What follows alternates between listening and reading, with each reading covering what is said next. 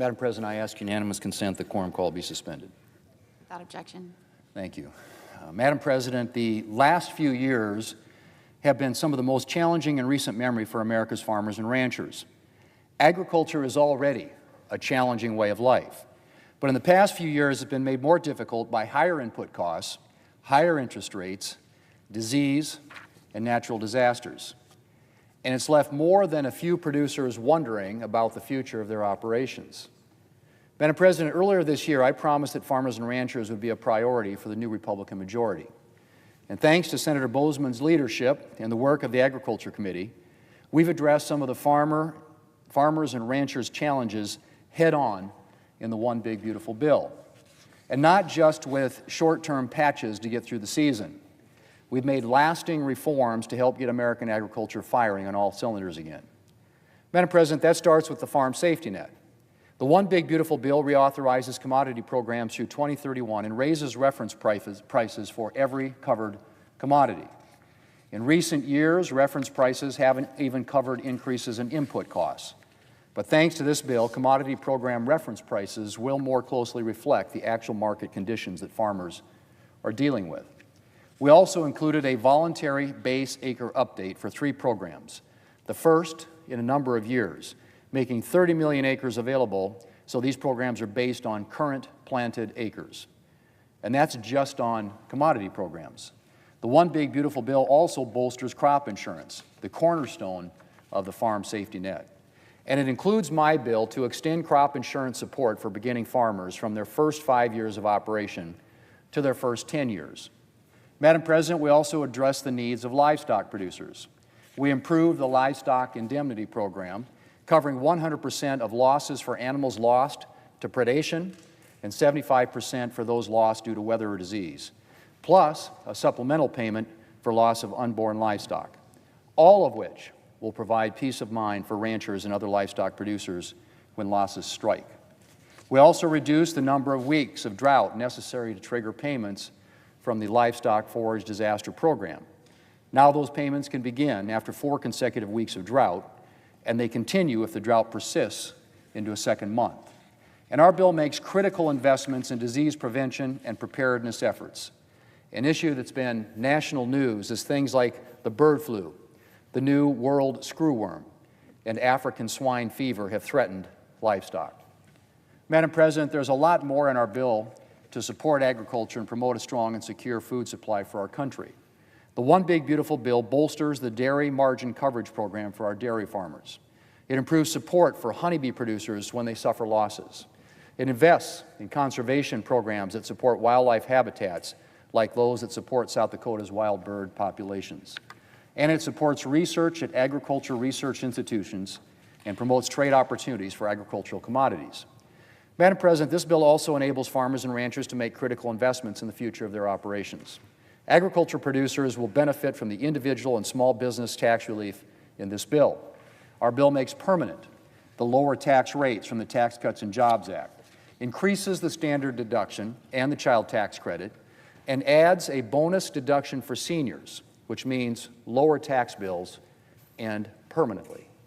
And many farmers and ranchers will be able to claim the 199A small business deduction, which frees up more cash for them to invest in their operations.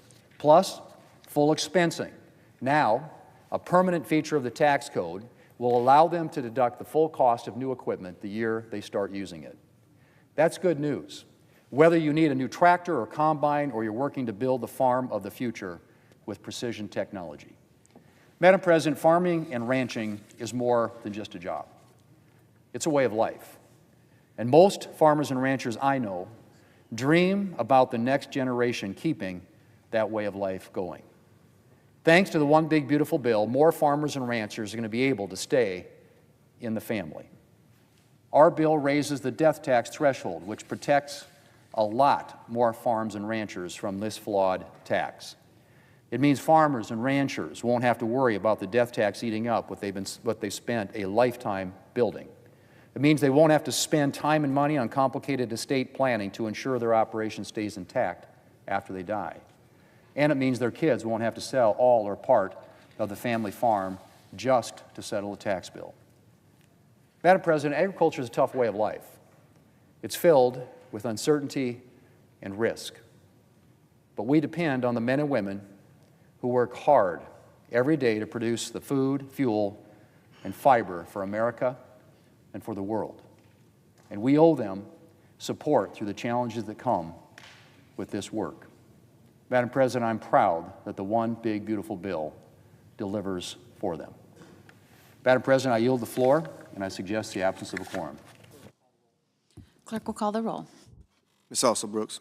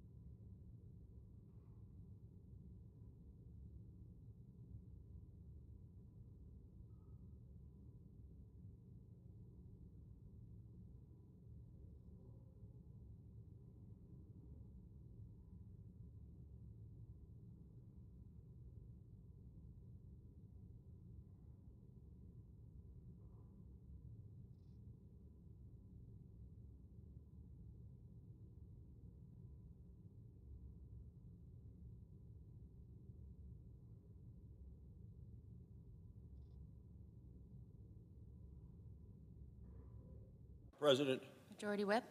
Madam President, I ask unanimous consent that the quorum call be vitiated. Without objection. Madam President, Republicans came to the Senate with a clear mandate. That was 7 months ago. Our job as the majority was to get America back on track. We made that commitment, and we are following through on it. We're keeping that commitment. America is stronger, America is safer, and America is more prosperous than it was 7 months ago. Not since Ronald Reagan reversed the failures of Jimmy Carter have we seen such a dramatic turnaround. Earlier this month, Republicans passed our comprehensive legislative agenda. President Trump calls it the One Big Beautiful Bill. It is now the law of the land. It delivers to the voters of this country what the voters sent Republicans here to do. First, Republicans stopped a $4 trillion tax increase, the largest tax increase in American history. Every single Democrat in this chamber voted to raise taxes by $4 trillion. Had Democrats succeeded, working families would have paid over $1,700 more in taxes just next year. Small businesses would have seen their taxes go up quite a bit. The families of farmers and ranchers would have paid a much higher death tax. All of these things Republicans stopped, Democrats were for. Instead, we delivered a working-class tax cut. We cut taxes on tips, taxes on Social Security, taxes on overtime. No taxes on tips puts about $1,300 back into the pockets of waiters, barbers, and bartenders. No taxes on overtime puts about $1,400 more back into the pockets of nurses, firefighters, and police officers. No tax on Social Security puts more money into the pockets of seniors through a larger deduction. Thanks to Senator Katie Britt of Alabama, Republicans modernized tax credits for child care. It was the first update in 25 years. This helps make daycare more affordable for hardworking moms and dads. Moreover, Republicans expanded child tax credit. Parents receive $2,200 each year for each child. Well, that helps pay for rent, food, and school supplies. Thanks to Senator Ted Cruz of Texas, Republicans created a $1,000 savings account for every newborn American citizen. Now an American child born today could have tens of thousands of dollars waiting for them when they turn 18. This could be a down payment on the American dream. Whether it's to go to college, to own a home, or start a business, all of these things are now much more realistic. Now let's talk about American energy. America's future depends on abundant energy resources. We know what happened under Joe Biden. Energy prices rose 31% in just 4 years. Today, thanks to Republican leadership, America is producing energy much more again and prospering again. We're producing energy onshore, offshore, and in Alaska. My home state of Wyoming is America's energy breadbasket. We're drilling, we're mining, we're powering data centers and factories. More production at home lowers prices. It creates more jobs for energy workers, and it restores America's energy dominance. Moreover, Republicans are strengthening Medicaid with reasonable work requirements. Currently, 4.8 million able-bodied adults who will not work still receive Medicaid benefits. Our law changes that. If you can work, you should work. That's fair to everyone else. It strengthens our safety net for those who truly need it. Now, Democrats are fear-mongering about Medicaid. I'm a doctor. Let me set the record straight. Under our law, single mothers keep their coverage. Children keep their coverage. Disabled Americans keep their coverage. On national security, Republicans are reversing 4 years of weakness and woke distractions. We're restoring America's peace through strength. Our new law includes $150 billion to rebuild our military. Our military will once again be lethal, ready, and respected. Of course, national security starts with border security, and that is why Republicans secured the border. President Trump ended Joe Biden's disastrous open border policy. Under Joe Biden, 10 million illegal immigrants flooded across our border. 10,000 illegal crossings every day was the standard for the Democrats in the Biden administration with their open border policy. Now, illegal border crossings are at a record low.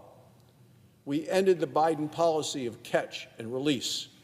In the last 2 months, the number of illegal immigrants who were released into this country is zero. Zero. That's right. Think about what that means. I mean, think about what it means for our communities, for families. Zero releases means zero communities overwhelmed by an influx of illegal immigrants. Zero schools overcrowded, zero hospitals overrun, zero new cases like Laken Riley's and Rachel Morin's. Our new law provides $46.5 billion to finish the wall at our southern border. It also invests significantly in immigration and customs enforcement. Additionally, Republicans cut billions in wasteful Washington spending around the world. Under Joe Biden, Democrats plan to spend taxpayer dollars, listen to this, on $500,000 on electric buses in Africa, $880,000 on social media mentorship in Europe, $6 million for net zero cities in Mexico. The list goes on. Republicans passed a rescissions bill that saved taxpayers $9 billion. Here's the bottom line. These are common sense reforms. You know, one time, they were bipartisan. In 1986, 30 Senate Democrats voted for President Reagan's tax cuts. One of the 30 was then Senator Joe Biden. Today, every Democrat in Congress voted to raise taxes on working Americans. Every Democrat voted for open borders and to give free health care to illegal immigrants. The Democrat Party today is the party of high taxes, high prices, and open borders. Democrats are more than just liberal. They are radical. They are extreme. They are dangerous. They are scary. And they are terribly out of touch. Madam President, a Wall Street Journal poll this weekend found Democrats' favorability at a 35-year low. The American people see what we see and what I've just talked about in terms of what the Democrats are trying to do to this country and continue to push. On critical issues like the economy, inflation, immigration, and national security, Americans trust Republicans more, and they're right to do so, because Republicans are lowering costs. We're securing our borders. We're rebuilding our military. We're getting America back on track, and we are just getting started. Madam President, the American comeback is real. The Republican majority is delivering, and America's best days are still ahead. Thank you, Madam President. I yield the floor.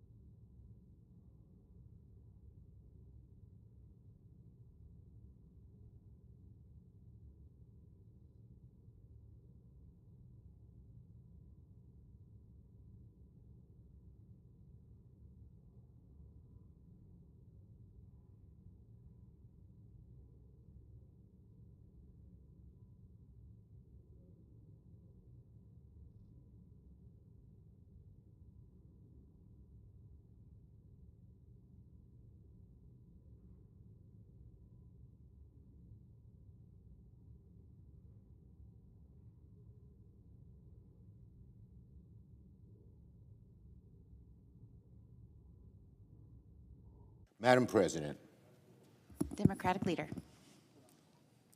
Madam President, I come to the floor this morning, not as Democratic leader, not even as the senior senator from New York, but simply as a New Yorker, as a kid from Brooklyn, as someone who's walked that stretch of Park Avenue 1,000 times.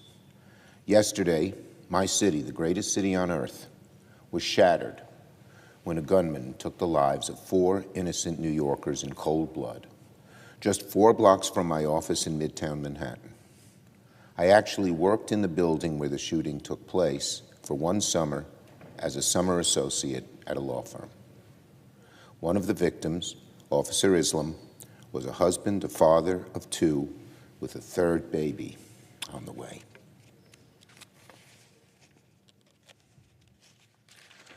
He was the best of who we are, a proud Bangladeshi American, a proud cop from the 47th Precinct, a proud New Yorker. He died doing what NYPD officers do every day, running towards danger, protecting others, putting his own life on the line, and that's what he did. And he paid. He paid the ultimate price. When an NYPD officer is killed doing his duty, it's not just a tragedy, it's a rupture in the soul of our city, our beloved city. And it requires that we mourn and honor all those we lost. I've lived in New York my whole life. I know this city, I know the people, and I know how we carry pain like this, how it lingers. Still remember the officers who have been shot in the line of duty months and even years and decades ago. Because that's what happens when innocent lives are taken in the heart of your home. And this just happened 4 blocks from my office, in broad daylight, in one of the busiest, safest, most iconic parts of Manhattan, right across from where New Yorkers pour in and out of work, pick up lunch, or stop to say a prayer at St. Bart's or St. Pat's or Central Synagogue or the Muslim Community Network Mosque, all of which are in Midtown Manhattan, very close to the location where the shooting occurred.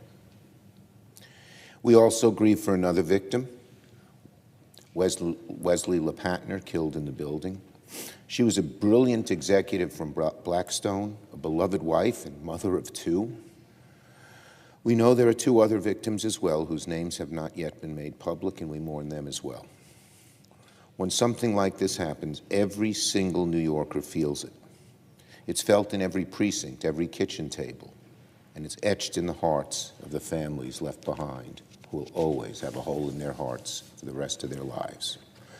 I want those families, especially Officer Islam's wife and kids, and the families of Wesley LePatner from Blackstone, and the other victims not yet named due to family notifications, to know this. You're not alone. All of New York grieves with you. We ache for you.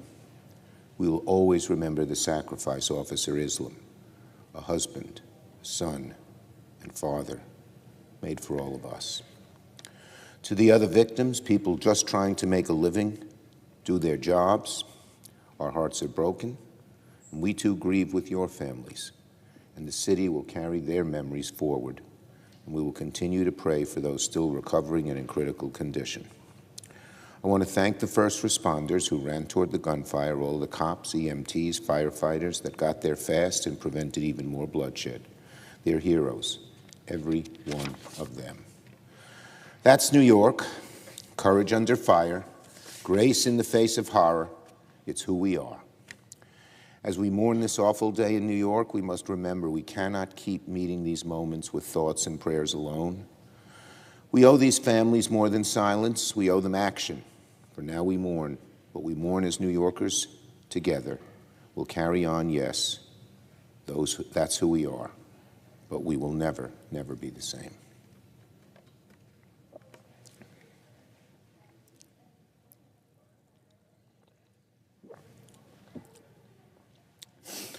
On cost, chaos, corruption.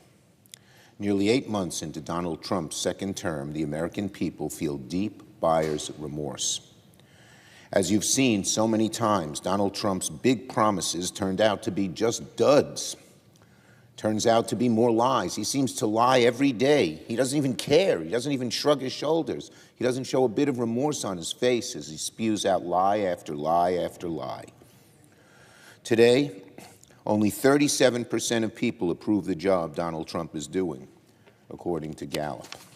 Only 37% of Americans believe the country is headed in the right direction, according to a recent YouGov poll. And an overwhelming number of Americans, including independents and conservatives, despise Donald Trump's big, ugly betrayal. These are not the signs of a golden age. This is Trump malaise created by three things: higher costs, endless chaos, rampant corruption. Let's talk about cost, the number one thing on Americans' minds. Donald Trump's tariffs have been a national sales tax on the American people. Yale Budget Lab estimated this week that the totality of Donald Trump's tariffs will cost $2,400 this year. $2,400. That's a lot of money. The cost of health care is going to skyrocket. Thanks to the big, ugly bill, as many as 15 million Americans are going to lose their coverage.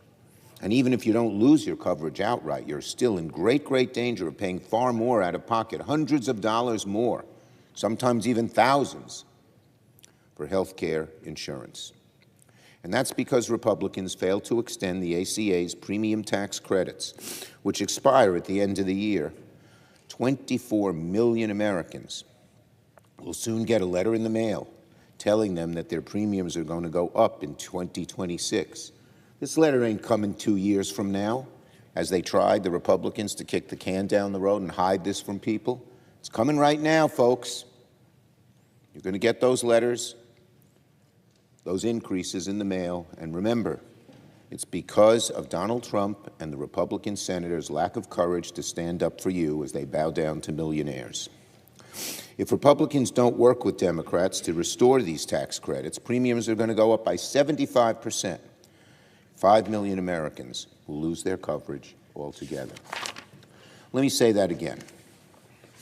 If Republicans don't work with Democrats to restore these tax credits, premiums are set to go up by 75%, and 5 million Americans will lose coverage altogether.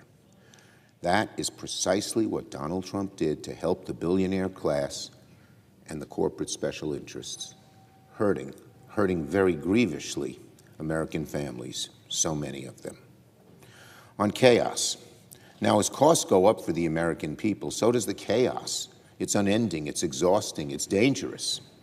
Donald Trump's trade war, total chaos. 1 minute he says yes to tariffs, the next he says yo, after that no, and after that he changes his mind again.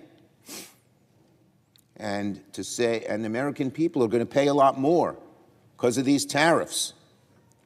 What about DOGE? Again, unmitigated chaos and a failure at achieving any real efficiency.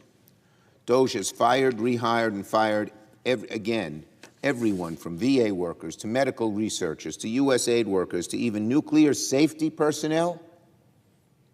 Incredible. The Social Security Administration is being hollowed out in real time. They don't like Social Security, these right-wing DOGE people. It's a government program, even though it's the most successful government program we've ever had.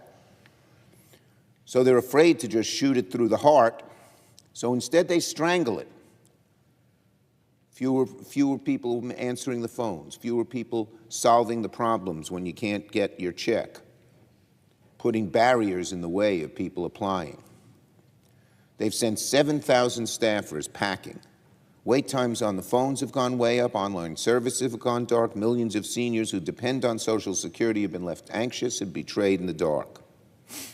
And you can be sure, when that chaos occurs, they'll somehow figure out a way to blame someone else. But they're to blame, they did it. And finally, as this all happens, as Americans pay out of pocket, as chaos keeps Americans distracted day after day after day, what's happening here in Washington with all this cost increase happening, with all this chaos? In addition, unfortunately, it's unprecedented corruption. Never in our lifetimes have we seen a president use the levers of power so transparently to personally enrich himself and his inner circle. That never happened in America. Presidents, Democrats, Republicans, independents, conservatives, liberals, they respected the fact that their office, being in high office, was a guardianship, not to grab and reach and make money and enrich themselves. But that's what Trump is doing regularly. In the past few months, Donald Trump accepted a luxury plane from Qatar to use as Air Force One, and we have no clue as how many hundreds of millions or more in taxpayer dollars will be spent in renovations. You have to renovate it because there could be listening devices and even the little nails and screws in those planes. So you've got to almost take it apart and put it back together.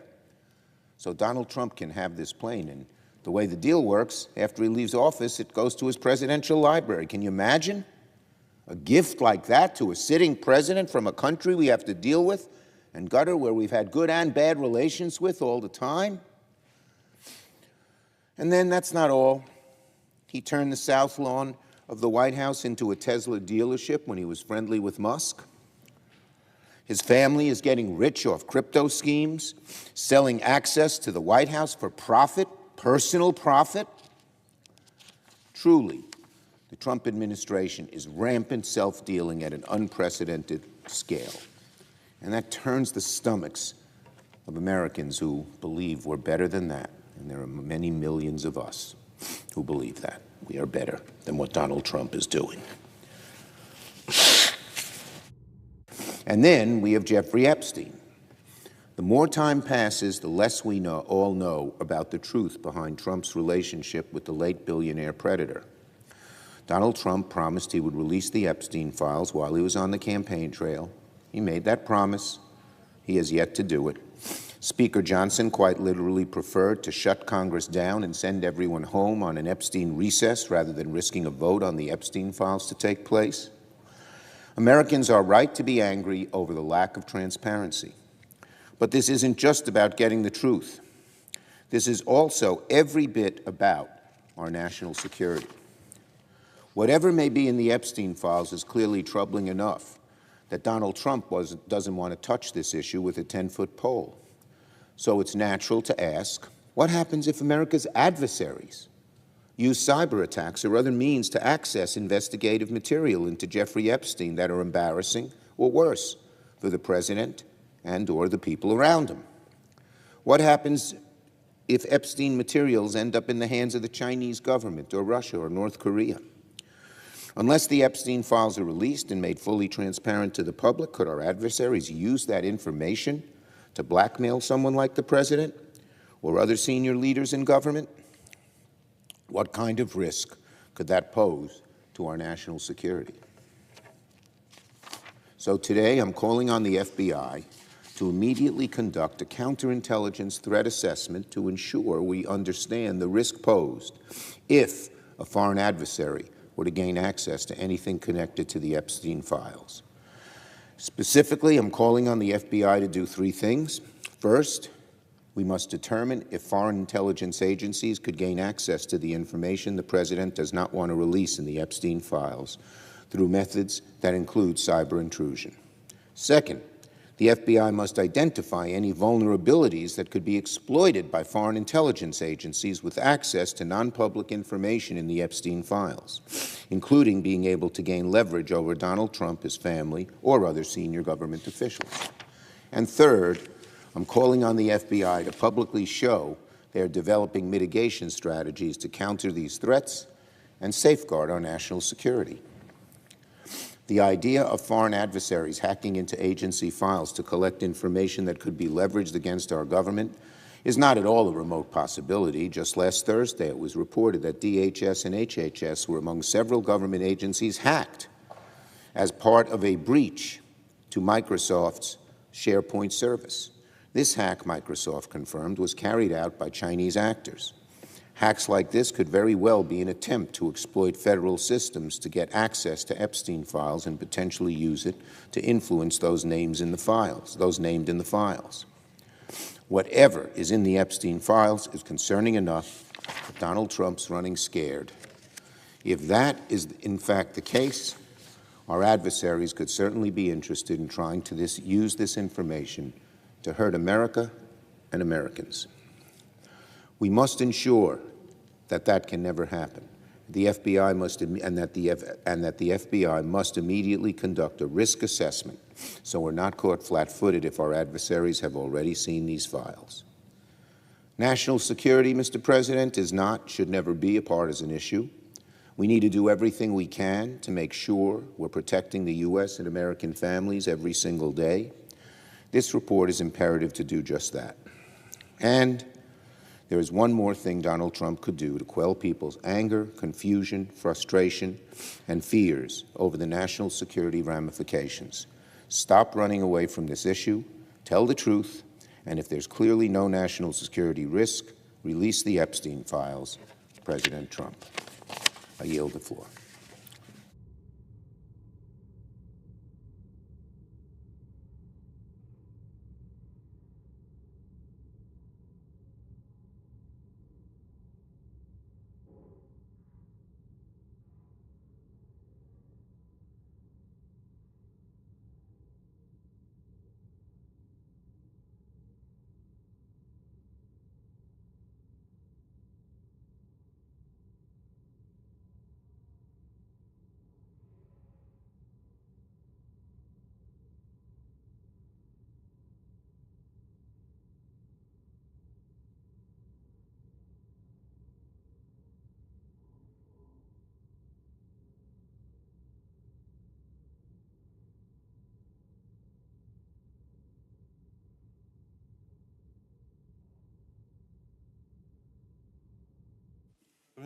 Democratic Whip.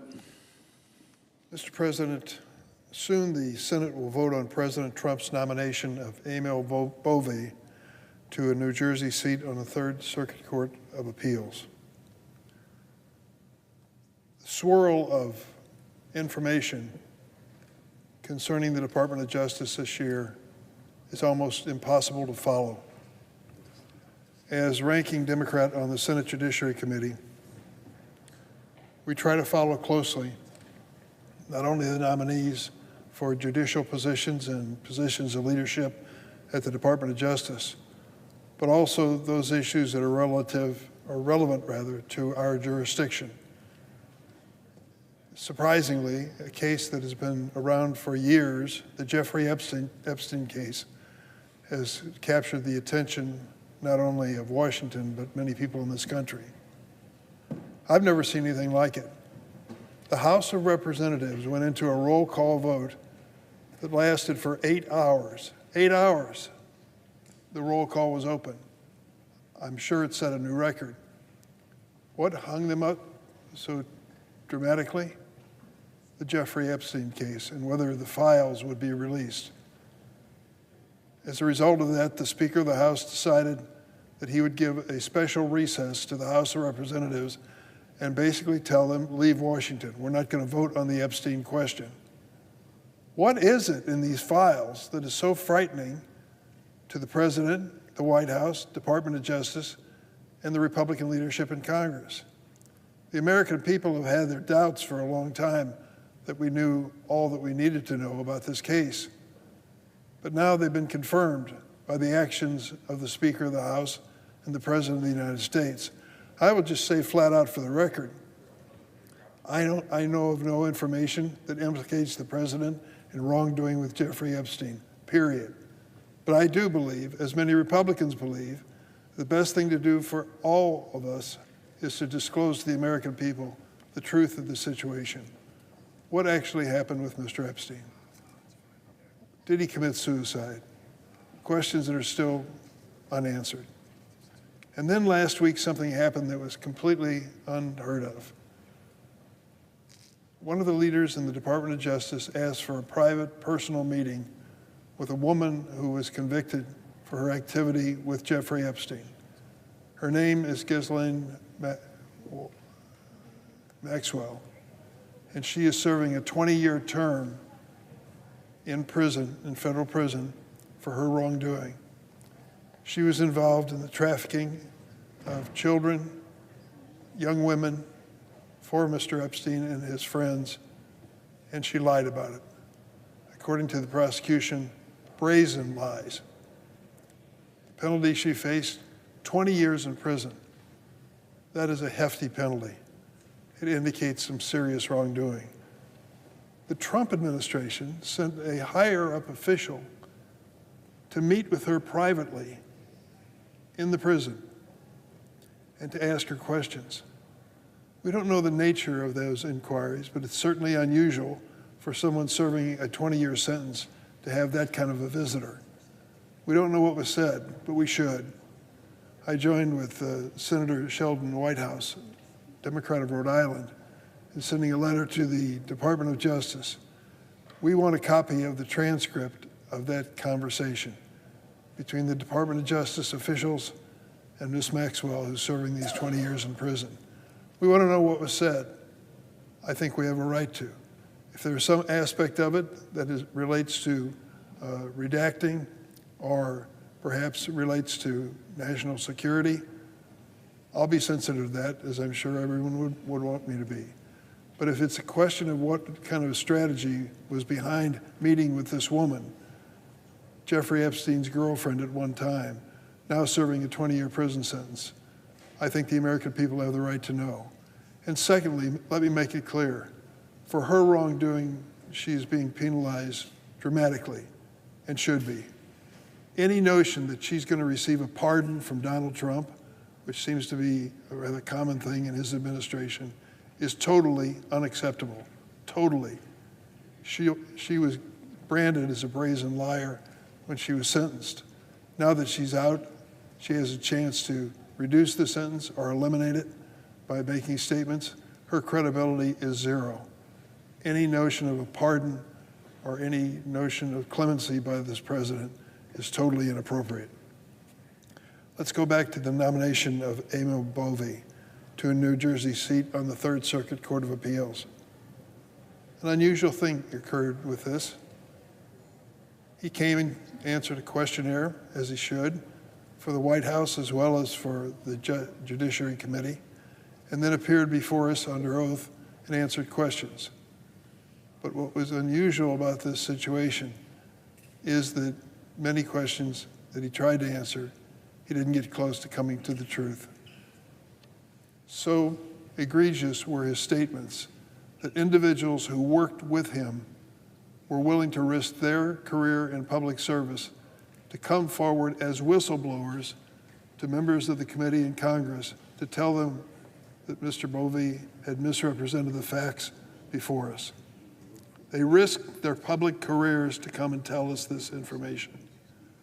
And as a result of it, some of them are going to have to leave the Department of Justice. But it seems that when given a test of values and ethics, time and again, Mr. Bovee fails, and those around him step forward and risk their own careers to tell the truth. So we said, as Democrats on the Senate Judiciary Committee, to the chairman, we believe these whistleblowers are credible.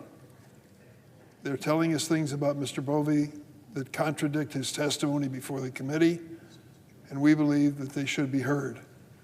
They are willing to come before the committee and take an oath to tell the truth and run the risk of a retribution or penalty if they are found to have misled the committee and misrepresented the facts. You can't ask for more than that. Someone willing to risk their job to tell the truth and then to appear before our committee under oath and testify as to what happened. I think that's credible, and I don't think it's avoidable. We're talking about Bovee being appointed to a federal circuit bench that is a lifetime appointment. This is a critical decision, and we need to have the facts before the American people. So what was the response of the Republican on the committee, the chairman? They turned us down. They don't want to hear any whistleblowers. They don't want to hear people who are willing to stand before us under oath and tell us what actually happened with Mr. Bovee and his misrepresentations to the committee. As members of the conservative legal establishment have noted, Mr. Bovee's nomination represents an alarming departure from the type of nominees we considered under the first Trump administration. Like under other individuals President Trump has installed in the highest positions of our government during his second term, Mr. Bovey's primary qualification appears to be his blind loyalty to this president. As acting Deputy Attorney General, Mr. Bovey personally ordered the terminations of dozens of career federal prosecutors who worked to put violent January 6 offenders behind bars. Remember what happened January 6th? Vice President Pence was sitting in the president's chair. We were counting the ballots for the Electoral College to determine who won the presidential election, and we had to stop. The Capitol Police came in, took the vice president off the podium, and then notified us that there was a demonstration taking place in the Capitol building that was dangerous. I remember the first thing they said to us, stay in your seats. This is going to be a safe room. You can stay here. 10 minutes later, the same policeman came up and said, we're wrong. It isn't safe. Leave as quickly as possible. And we filed out that exit door. All the members of the Senate, the vice president was gone. These demonstrators swarmed through the Capitol, attacked the Capitol Police, who were there trying to defend the building and the people in it, causing 140 of them to be injured, and 5 of them lost their lives as a result of this. And then they went on and started doing their job of ransacking this chamber and the offices of the senators in this building.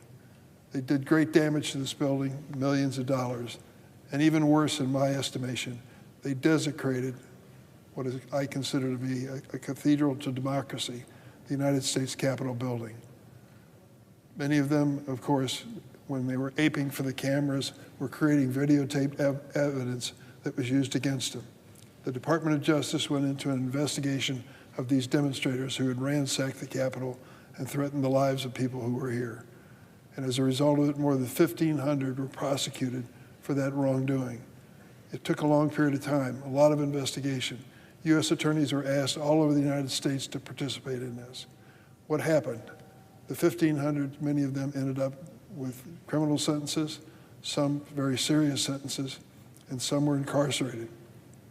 Then came Donald Trump and gave a full unconditional pardon to the January 6 rioters who came into this building. Full and unconditional. Then to make it even worse, his new administration in the Department of Justice came in and said, if you were an assistant U.S. attorney following orders to prosecute these individuals and these rioters, you can be fired for doing it. We want you to disclose whether you participated in the investigation and prosecution of these individuals. Who was behind all this? Well, quite a few members of the Trump administration. But as acting Deputy Attorney General, Emil Bovey, the man who's seeking this judgeship, personally ordered the termination of dozens of career federal prosecutors who worked to put violent January 6 offenders behind bars. Mr. Bovey even made the outrageous claim that the prosecutions of January 6 rioters were, quote, a grave national injustice that has been perpetrated upon the American people. Imagine that.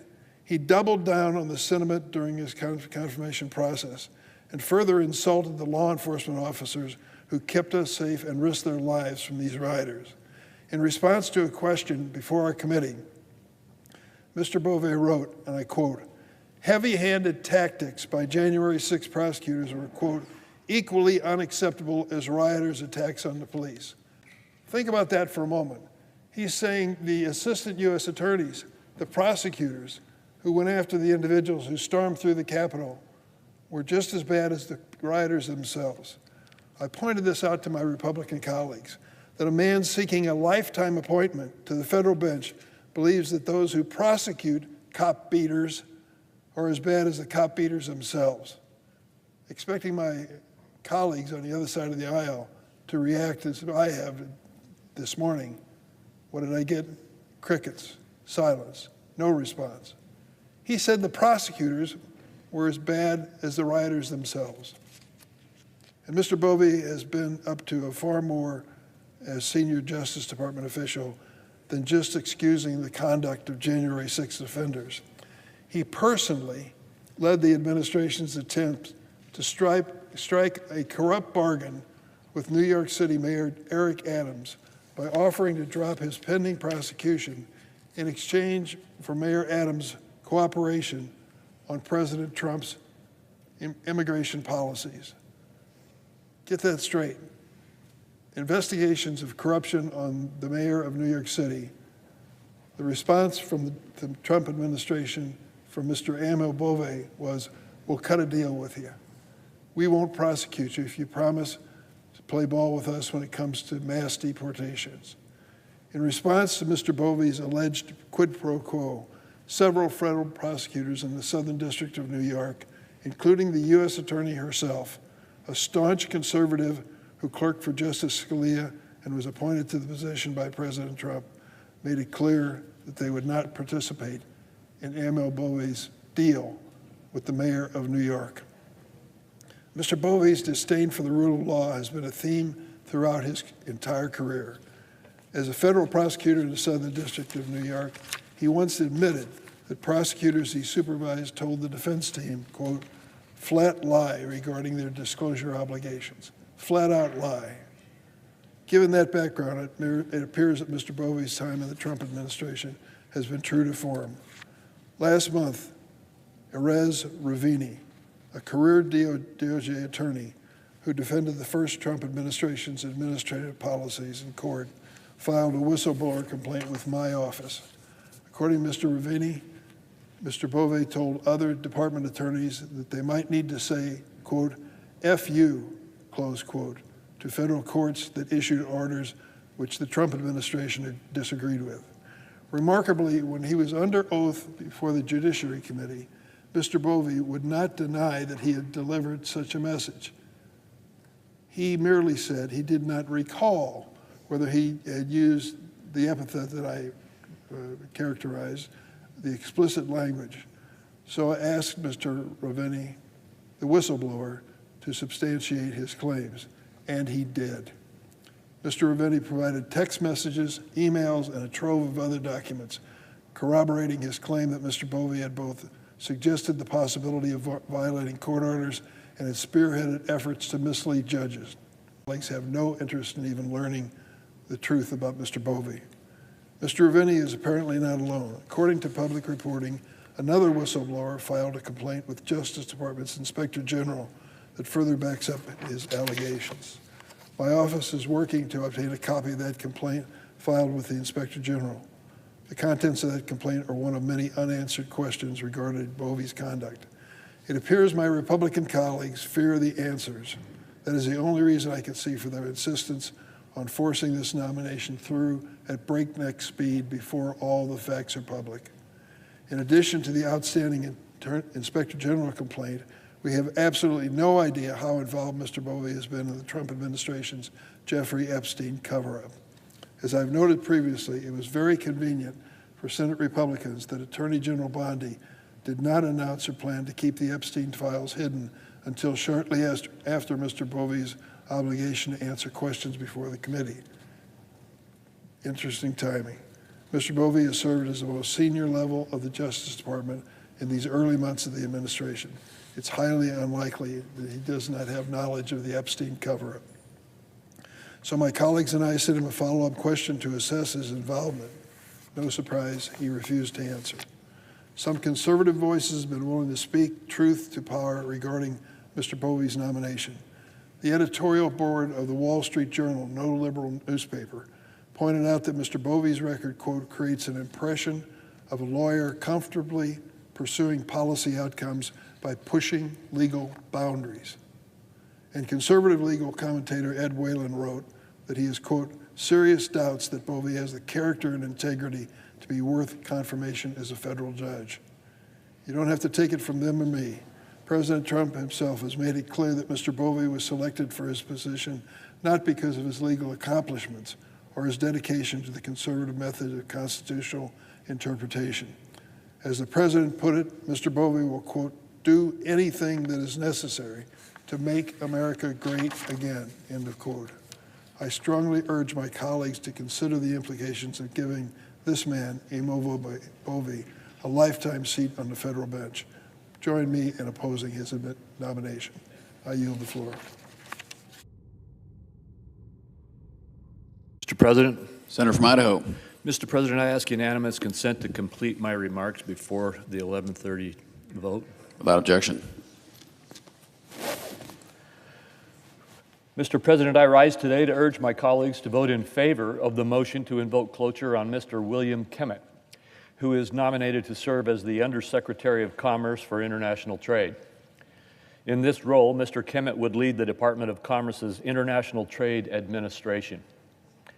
This agency promotes U.S. exports, attracts foreign investment, and counters unfair trade. Mr. Kemet is well qualified to lead the International Trade Administration. In addition to his private sector experience, Mr. Kemet served at the Office of the United States Trade Representative during President Trump's first term. As a counselor to the U.S. Trade Representative, he advised on important trade policy and legal matters, including the United States-Mexico-Canada Agreement. At his nomination hearing, Mr. Kemet said he understands how trade policy affects real workers, real businesses, and the long-term competitiveness of the United States. He pledged to bring this perspective to every aspect of his job, and I'm confident that he will do so. I thank Mr. Kemet for his commitment and for his responsiveness throughout the nomination process. I strongly encourage my colleagues on both sides of the aisle to join me today in voting to advance Mr. Kemet's nomination. I yield the floor.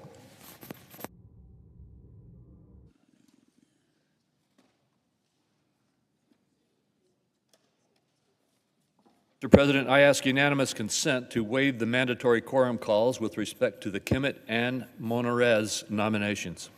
Without objection.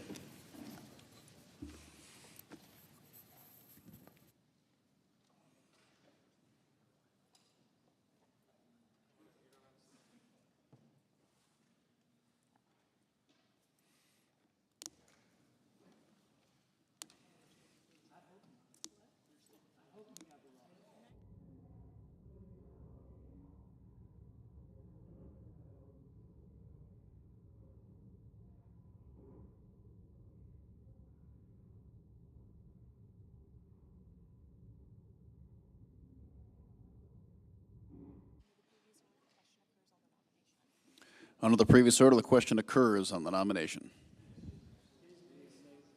Is there a first and second? There appears to be. Clerk will call the roll. Ms. Also Brooks, Ms. Baldwin, Mr. Banks, Mr. Barrasso, Mr. Bennett, Mrs. Blackburn, Mr. Blumenthal, Ms. Blunt Rochester, Mr. Booker, Mr. Bozeman, Mrs. Britt, Mr. Budd, Ms. Cantwell, Mrs. Capito, Mr. Cassidy, Ms. Collins, Mr. Coons, Mr. Cornyn, Ms. Cortez Masto, Mr. Cotton, Mr. Kramer, Mr. Crapo.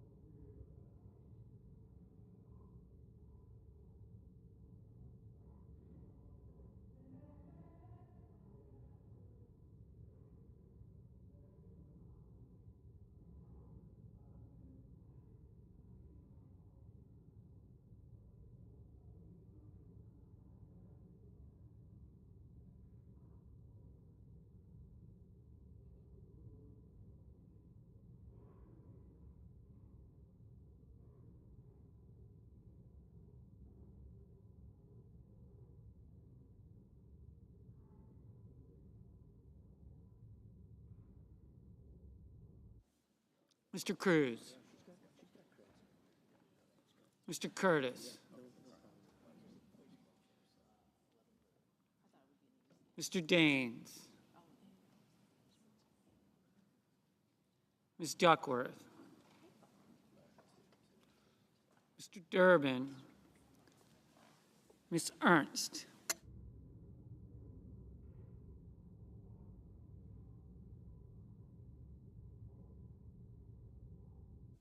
Mr. Fetterman,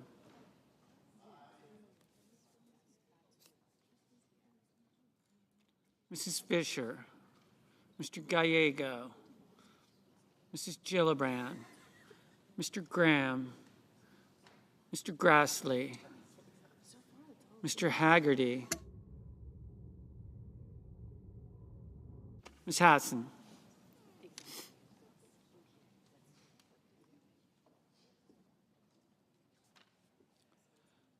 Mr. Hawley,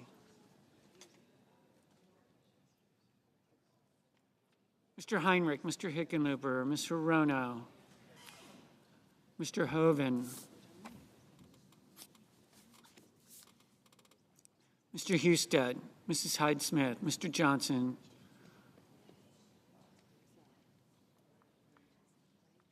Mr. Justice, Mr. Kane, Mr. Kelly, Mr. Kennedy, Mr. Kim, Mr. King, Ms. Klobuchar.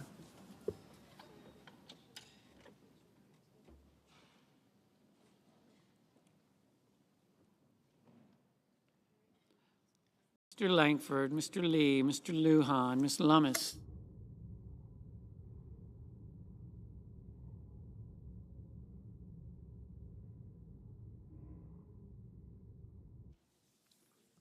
Mr. Markey, Mr. Marshall, Mr. McConnell, Mr. McCormick, Mr. Merkley, Mrs. Moody, Mr. Moran, Mr. Moreno, Mr. Mullen, Ms. Murkowski, Mr. Murphy, Mrs. Murray.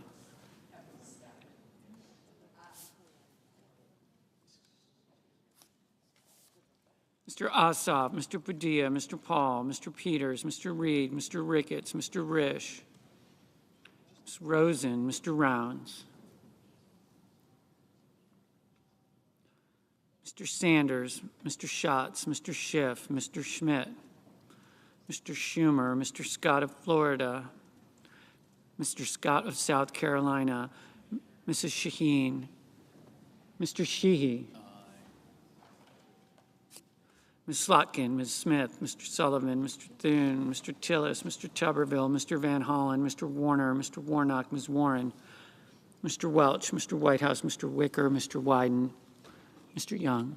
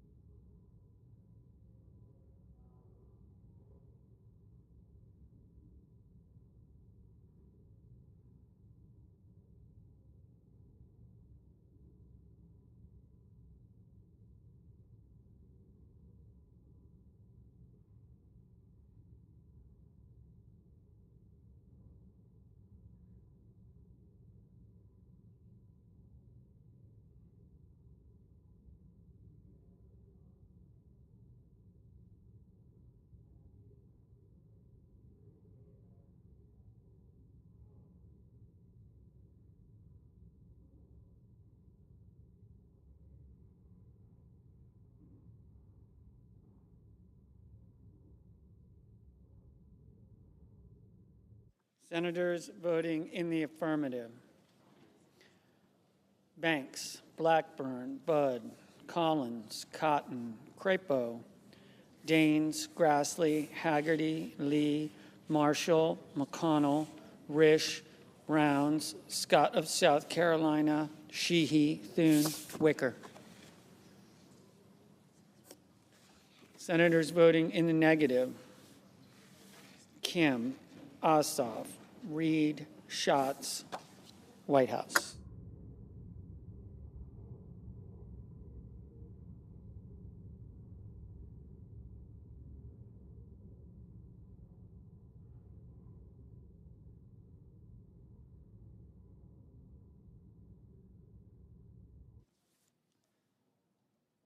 Ms. Baldwin, no.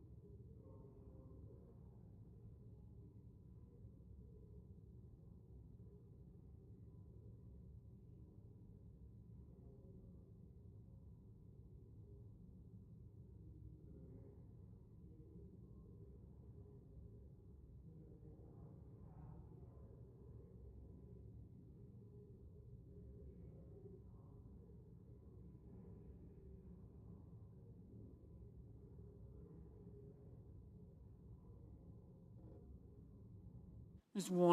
Warren, no. Mr. Kramer, aye.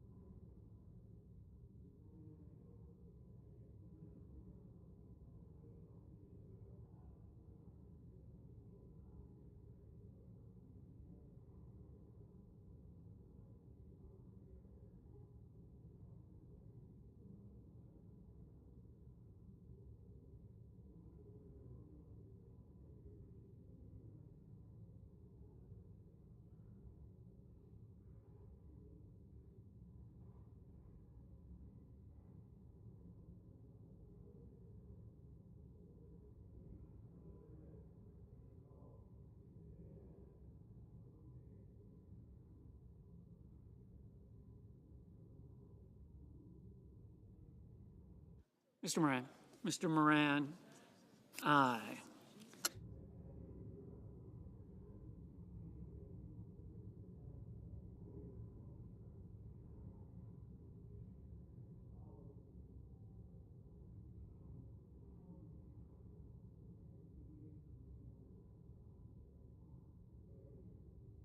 Mr. Barrasso, aye.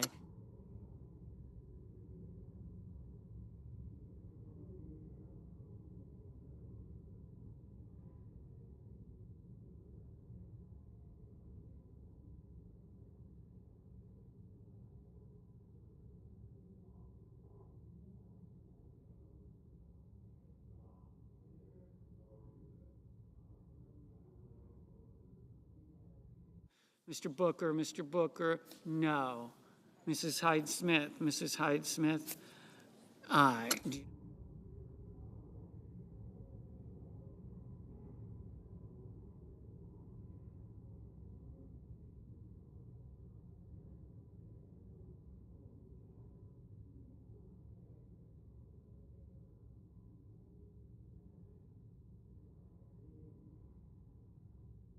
Mrs. Shaheen. Mrs. Shaheen, no. Mr. Wyden. Mr. Wyden, no.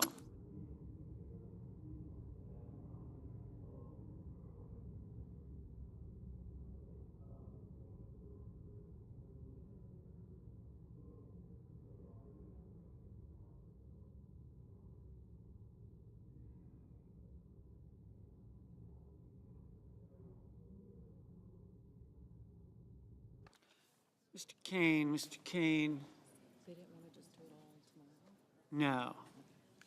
Mr. Cornyn, Mr. Cornyn. Aye.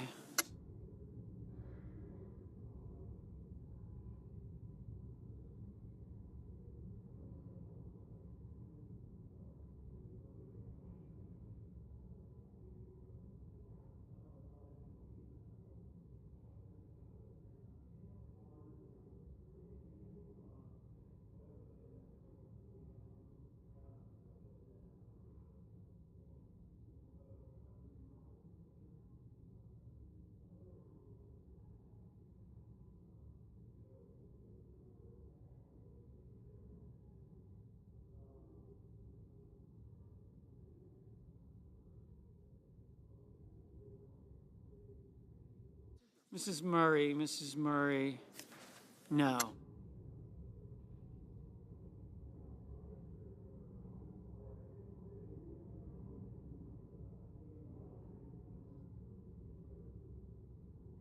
Ms. Cantwell, Ms. Cantwell, no. And Mr. Warnock, Mr. Warnock, no. Mr. Curtis, aye.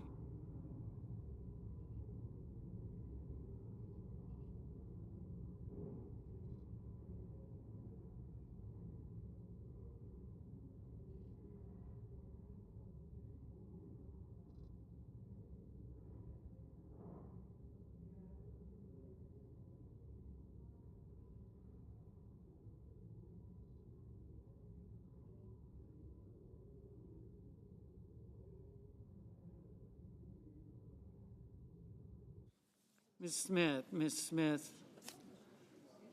no.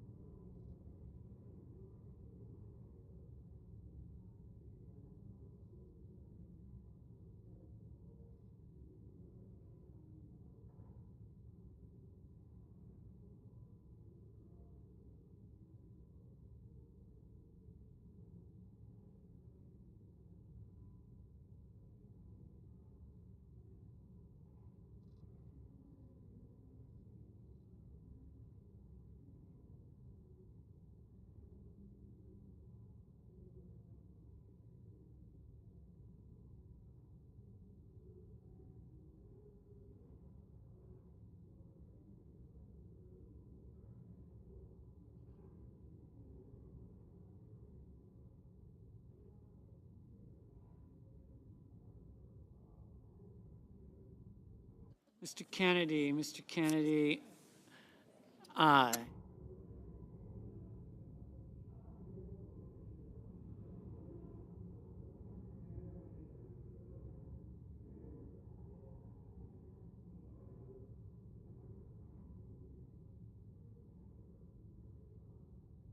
Mr. Heinrich, no.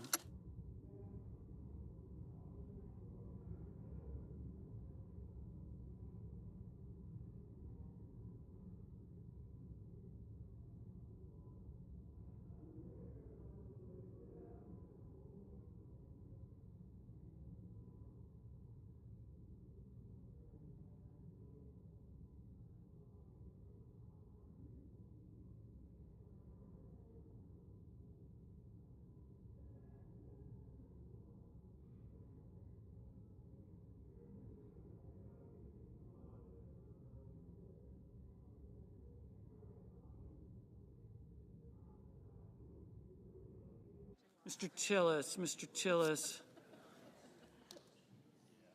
Aye.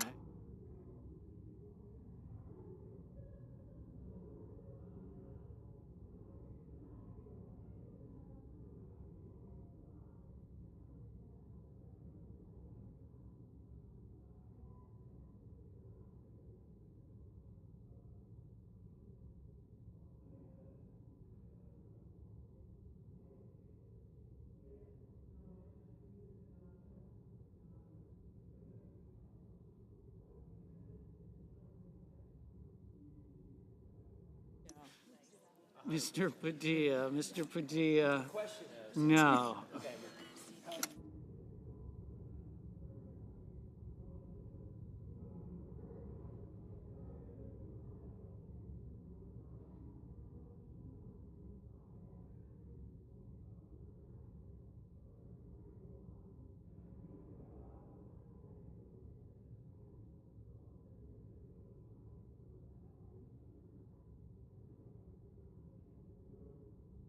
Ms. Cortez Masto. Ms. Cortez Masto. No. Ms. Hirono. Ms. Hirono. No. Mr. Johnson. Mr. Johnson. Aye. Mr. Scott of Florida. Aye. Mr. Murphy. No. Mr. Husted. Mr. Husted. Aye. Mr. Hickenlooper. No.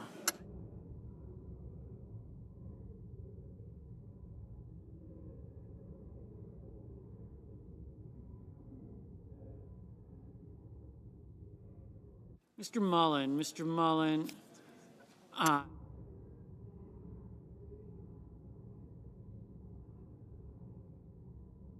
Mrs. Capito. Mrs. Capito. Aye.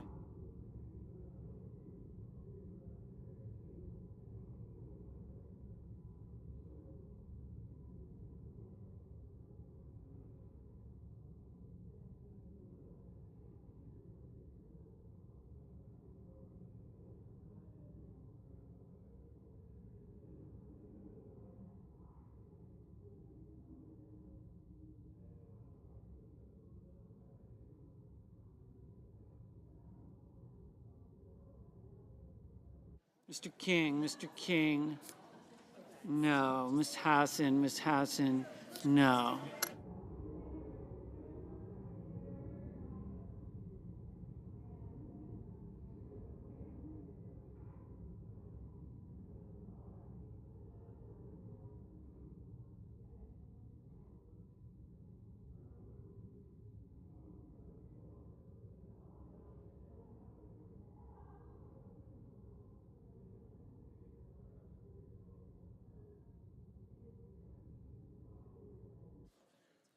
Mr. Lujan. Mr. Lujan. No.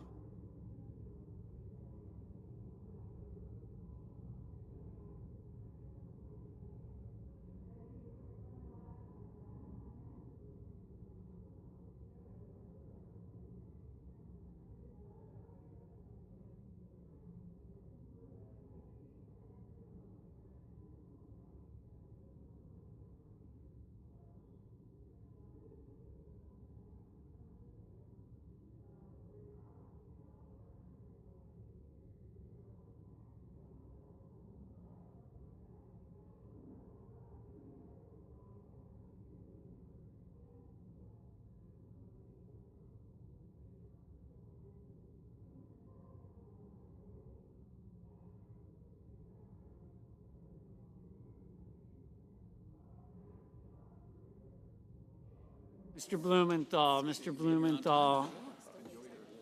No.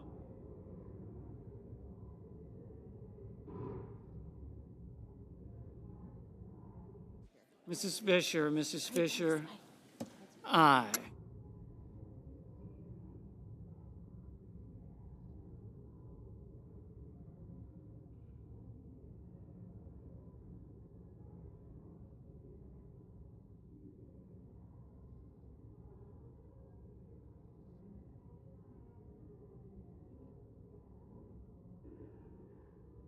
Mr. Welch, no. Mr. Bozeman, aye.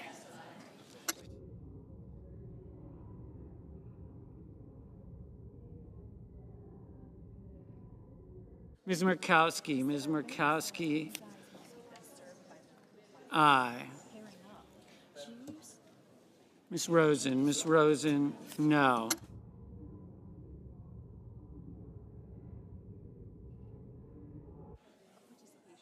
Mr. Schmidt, aye.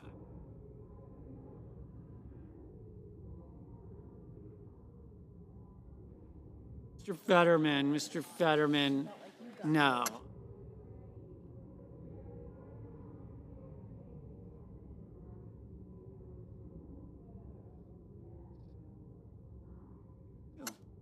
Mr. Durbin, no. Mrs. Britt, aye. Mrs. Moody, aye.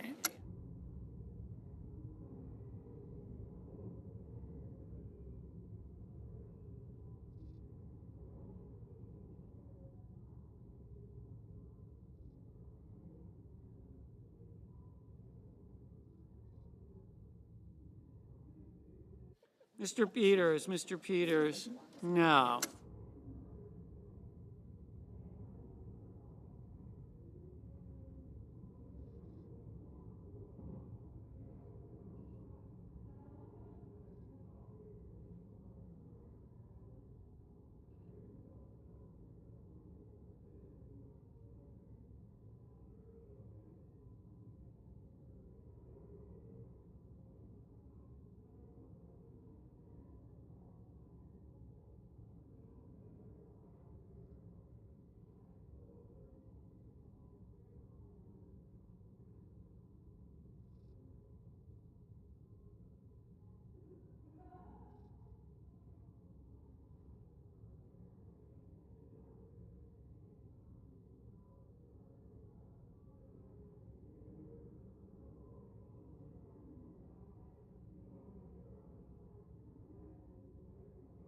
Miss Ernst, aye. Mrs. Gillibrand, no. Mr. Bennett, no. Mr. Moreno, aye.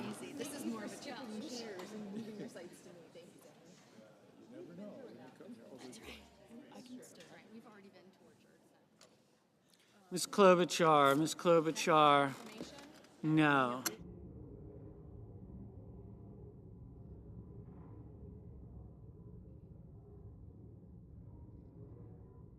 Ms. Duckworth, no. Mr. Warner, no.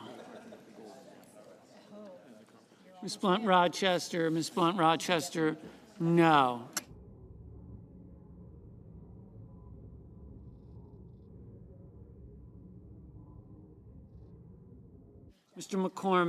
Mr. McCormick, aye. Mr. Paul, aye.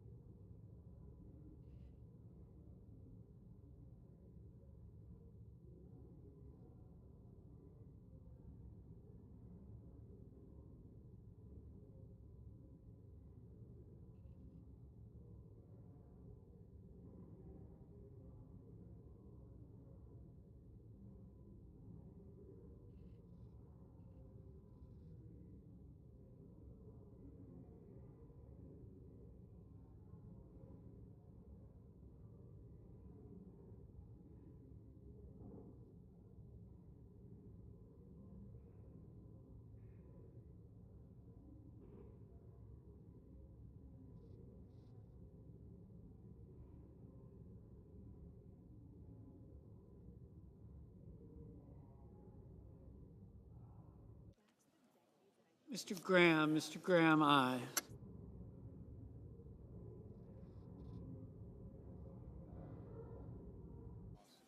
Mr. Schiff, no.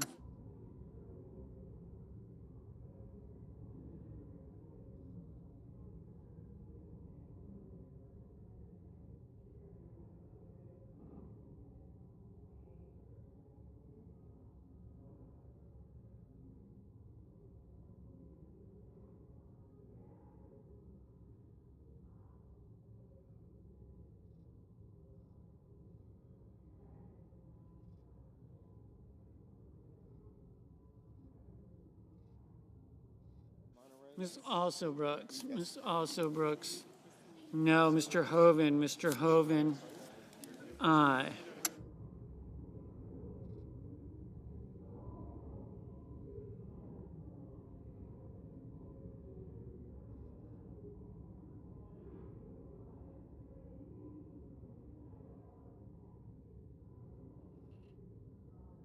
Ms. Lummis, aye. Mr. Hawley, aye.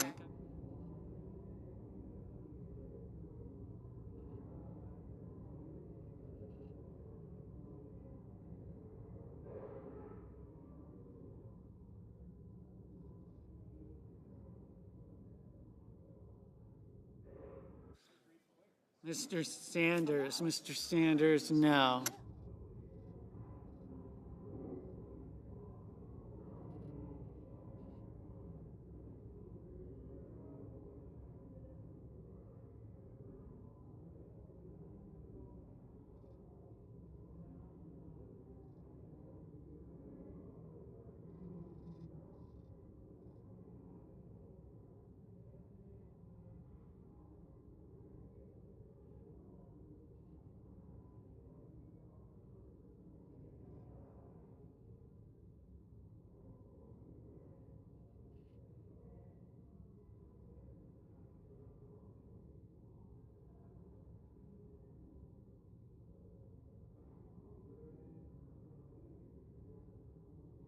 Mr. Schumer, no.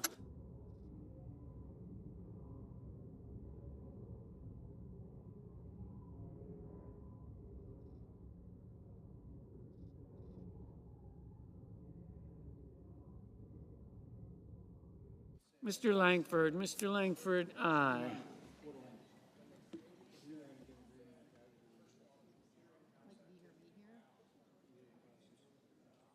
Mr. Kelly, no. Mr. Young, aye. No.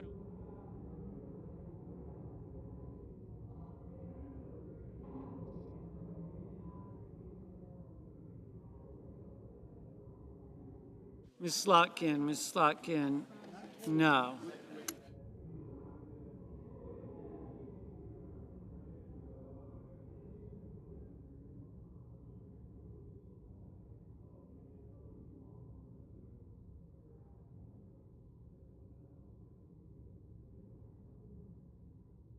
Mr. Markey, no.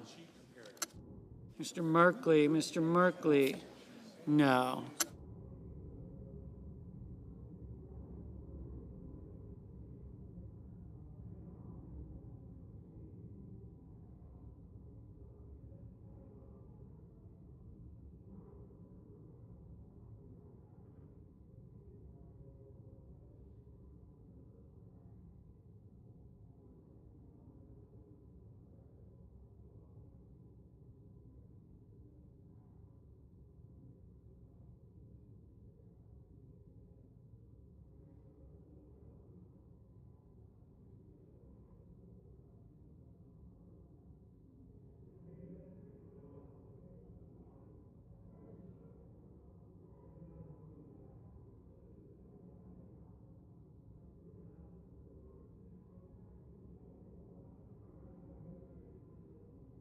Mr. Ricketts,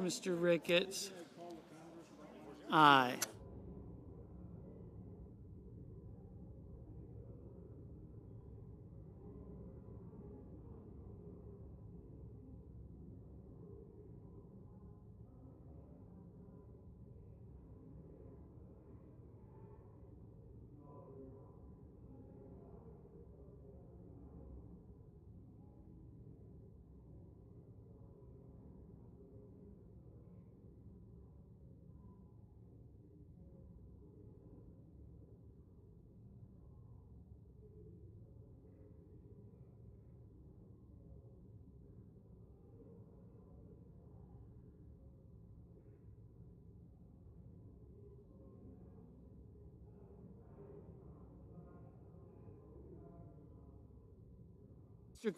Mr. Coons, no.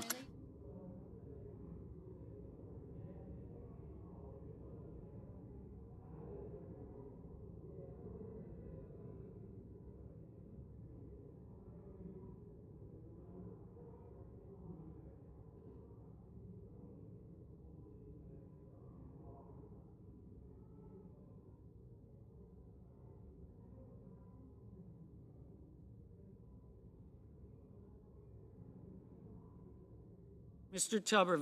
Tuberville, aye.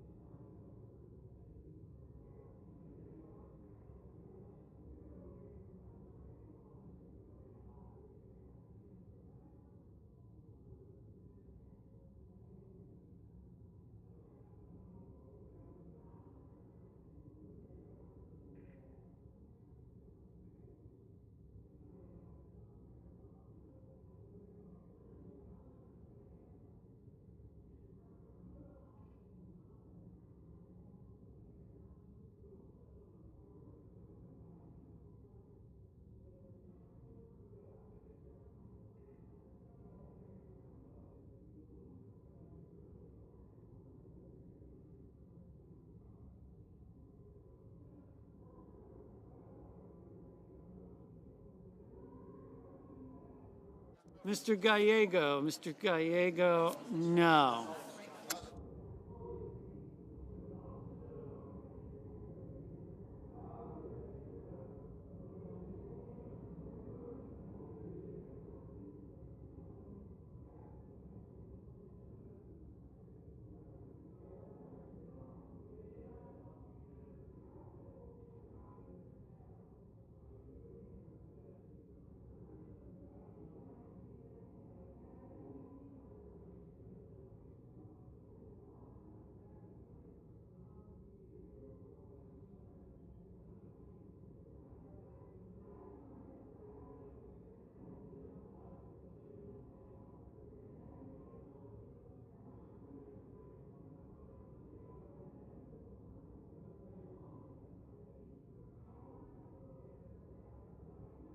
Mr. Sullivan, aye.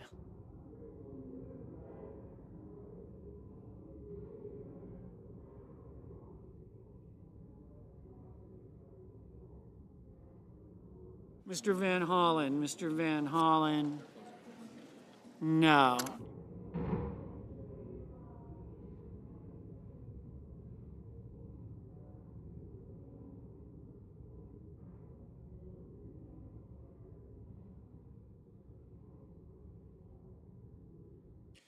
On this vote, the yeas are 50, the nays are 47. The nomination is confirmed. Under the previous order, the motion to reconsider is considered made and laid upon the table, and the President will be immediately notified of the Senate's action. The clerk will report the motion to invoke cloture. Cloture motion. We, the undersigned senators, in accordance with the provisions of Rule 22 of the Standing Rules of the Senate, do hereby move to bring to a close debate on the nomination of William Kimmett of Virginia to be Undersecretary of Commerce for International Trade, signed by 17 senators. Under the previous order, the mandatory quorum call under Rule 22 has been waived. The question is it the sense of the Senate that debate on the nomination of William Kimmett of Virginia to be Undersecretary of Commerce for International Trade should be brought to a close? The yeas and nays are mandatory under the rule. The clerk will call the roll. Ms. Also Brooks, Ms. Baldwin, Mr. Banks, Mr. Barrasso, Mr. Bennett, Mrs. Blackburn, Mr. Blumenthal, Ms. Blunt-Rochester, Mr. Booker, Mr. Bozeman, Mrs. Britt, Mr. Budd, Ms. Cantwell, Mrs. Capito, Mr. Cassidy, Ms. Collins, Mr. Coons, Mr. Cornyn, Ms. Cortez Masto, Mr.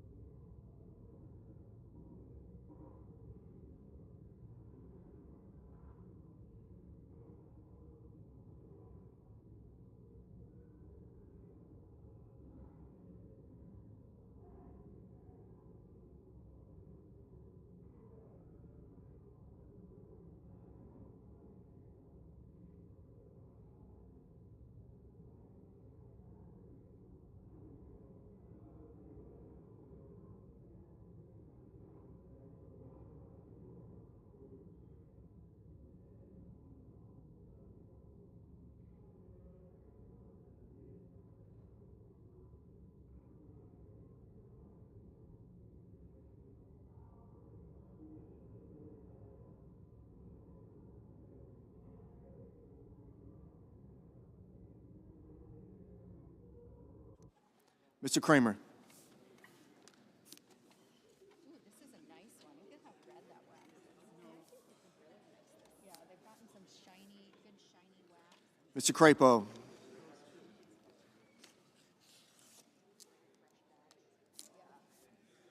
Mr. Cruz.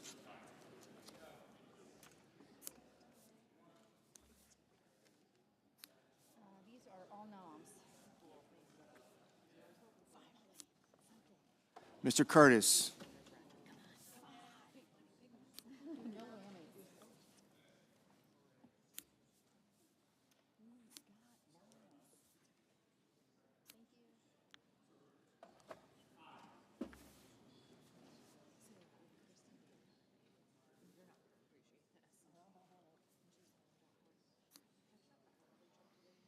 Mr. Daines.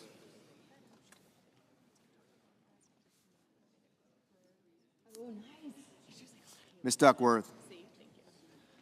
Mr. Durbin. Ms. Ernst. Mr. Fetterman. Mrs. Fisher. Mr. Gallego.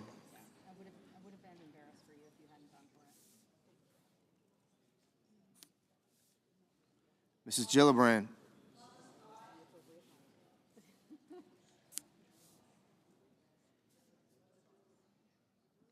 Mr. Graham.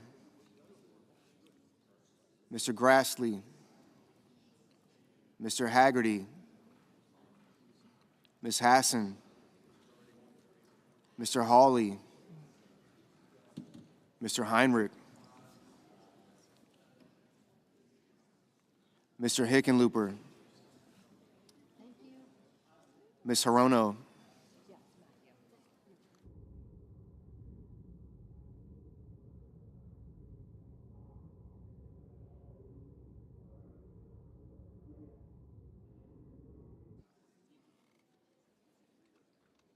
Mr. Husted. Mrs. Hyde-Smith. Mr. Johnson. Mr. Justice. Mr. Kane. Mr. Kelly. Mr. Kennedy. Mr. Kim.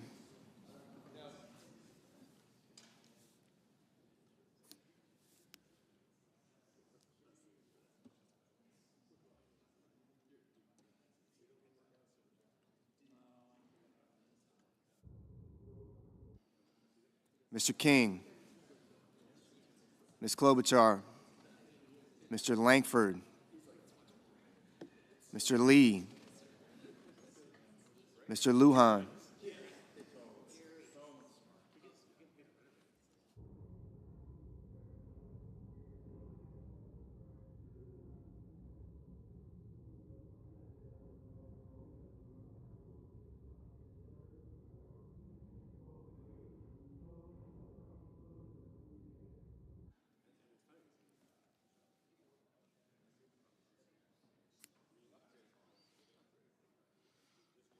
Ms. Lummis. Mr. Markey. Mr. Marshall. Mr. McConnell. Mr. McCormick. Mr. Merkley. Mrs. Moody. Mr. Moran. Mr. Moreno.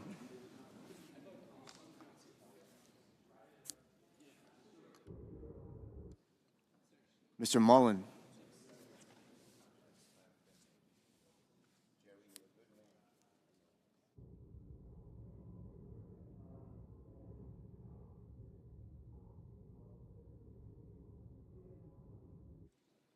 Ms. Murkowski.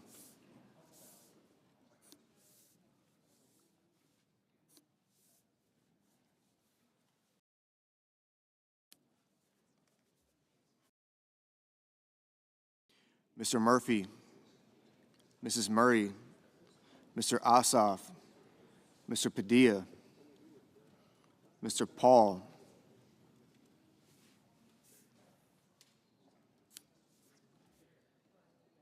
Mr. Peters. Mr. Reed. Mr. Ricketts. Mr. Risch. Ms. Rosen, Mr. Rounds, Mr. Sanders,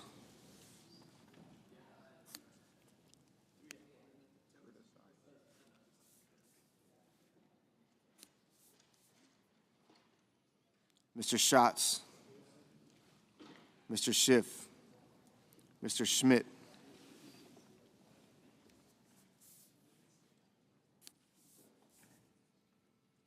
Mr. Schumer, Mr. Scott of Florida, Mr. Scott of South Carolina, Mrs. Shaheen, Mr. Sheehy, Ms. Slotkin, Ms. Smith, Mr. Sullivan, Mr. Thune, Mr. Tillis, Mr. Tuberville, Mr. Van Hollen,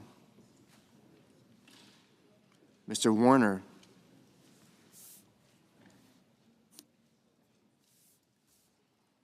Mr. Warnock, Ms. Warren, Mr. Welch,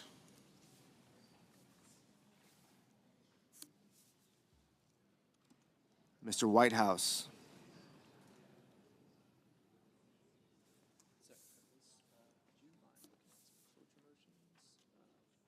Mr. Wicker, Mr. Wyden,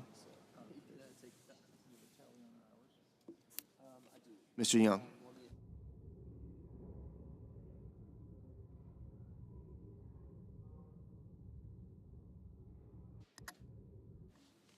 Senators voting in the affirmative: Barrasso, Budd, Capito, Curtis, Ernst, Hoeven, Johnson, Lankford, Lummis, Moody, Moran, Moreno, Sheehy, Sullivan, Tillis, and Tuberville.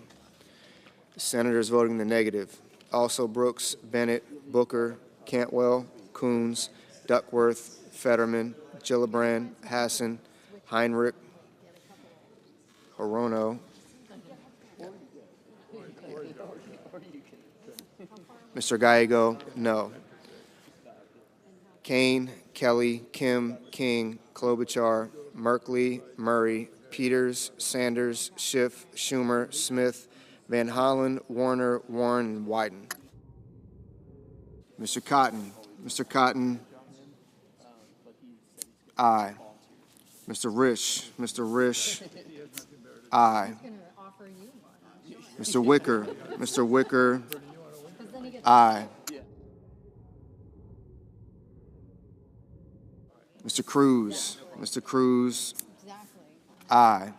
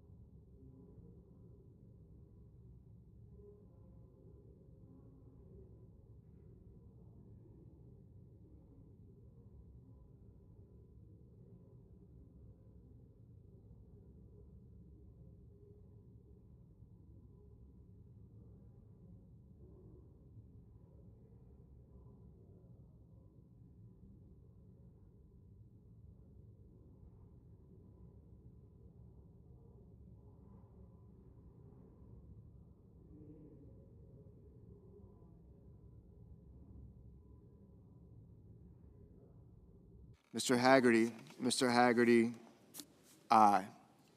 Ms. Blunt Rochester, no.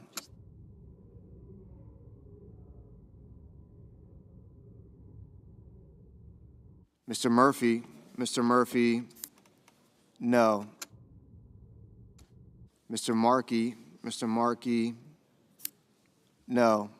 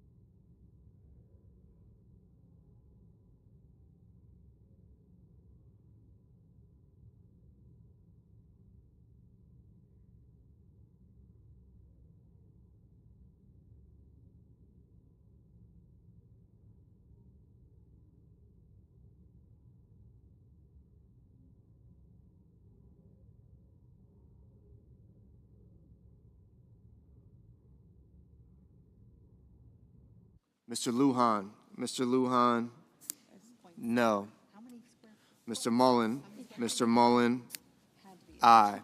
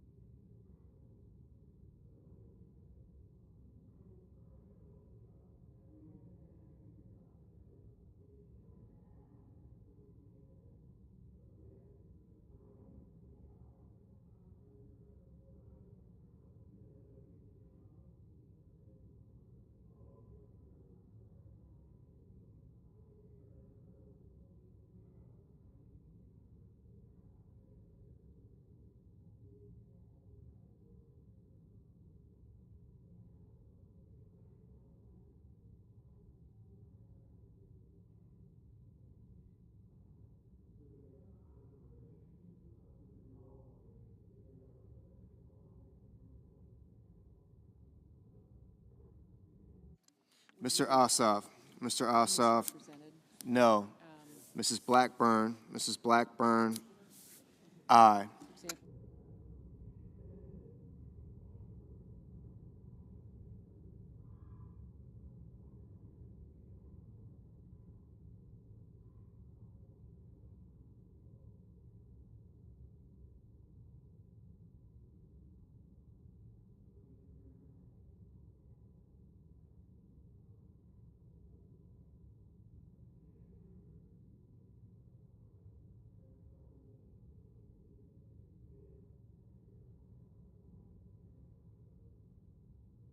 Mr. Reed. Mr. Reed, no.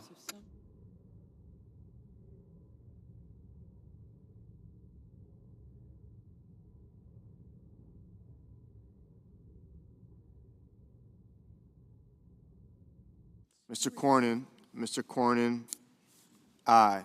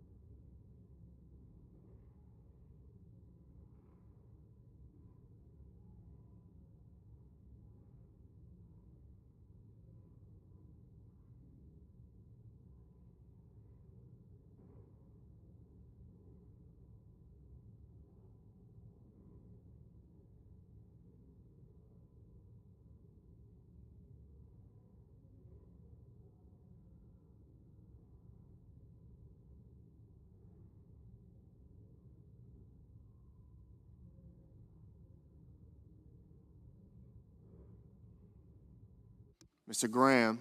Mr. Graham, aye. Mrs. Fisher. Mrs. Fisher, aye. Mrs. Hyde Smith. Mrs. Hyde Smith, aye.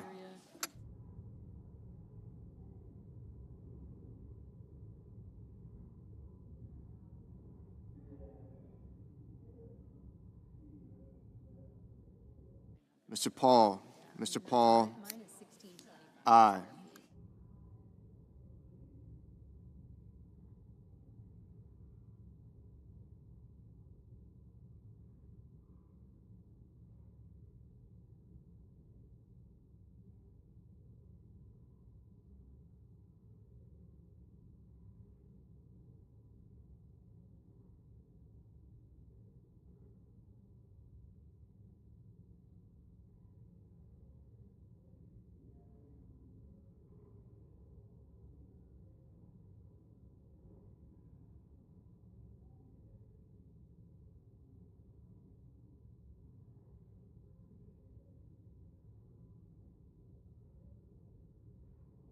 Mr. Rounds.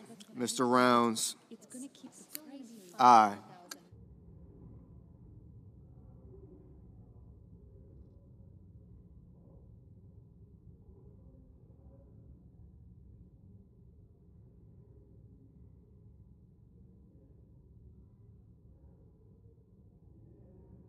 Mr. Thune. Mr. Thune. Aye.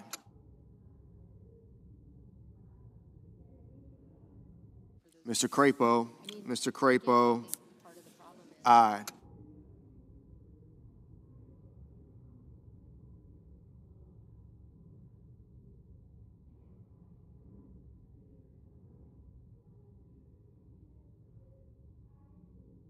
Mrs. Britt. Mrs. Britt. Aye.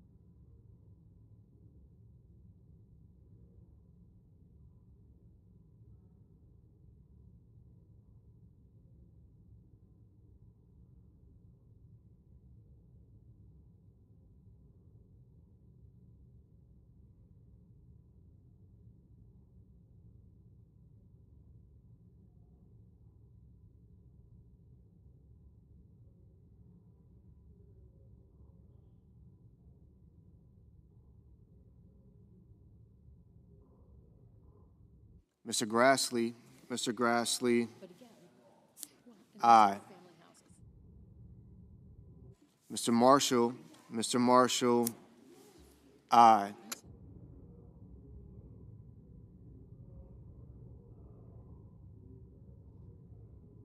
Mr. McConnell. Mr. McConnell.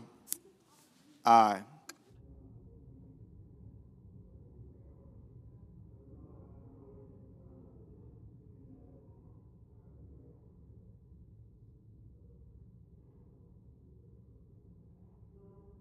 Mr. Schatz. Mr. Schatz. No.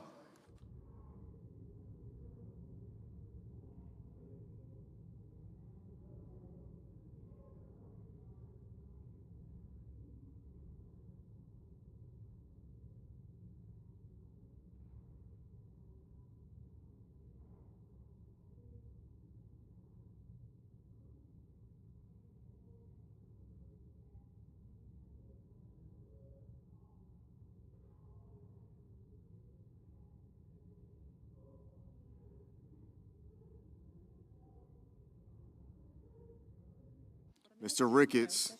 Mr. Ricketts. Aye.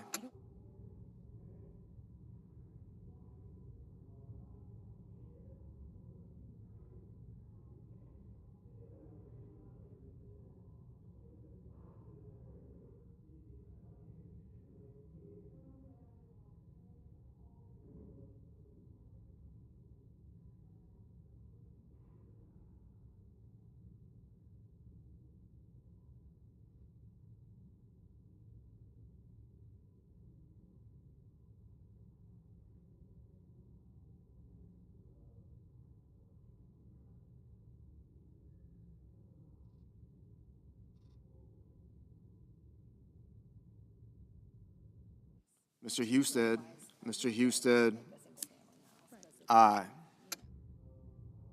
Mr. Lee, Mr. Lee, aye.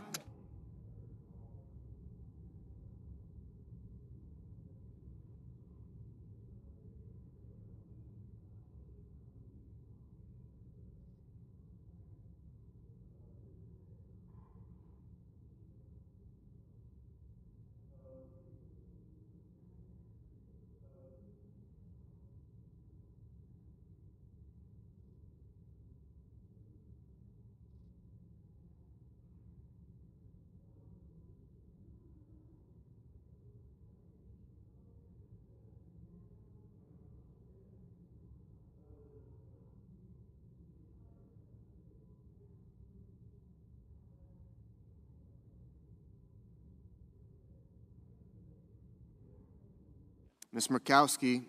Murkowski, aye.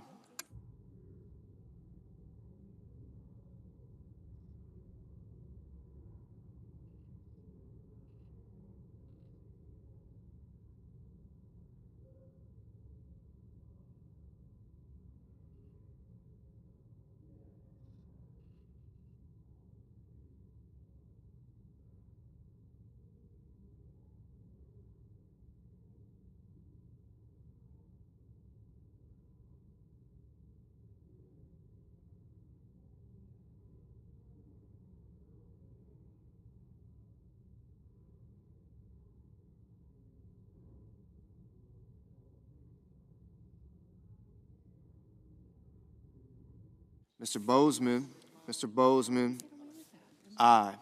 Mr. Blumenthal, no.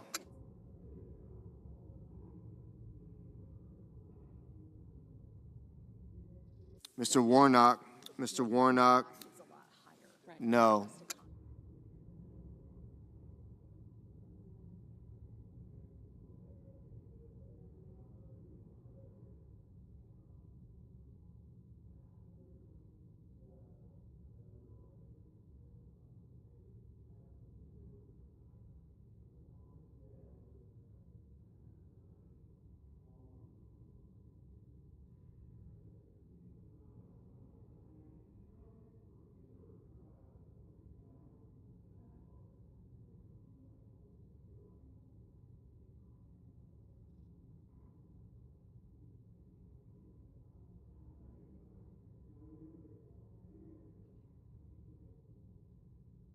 Mr. McCormick,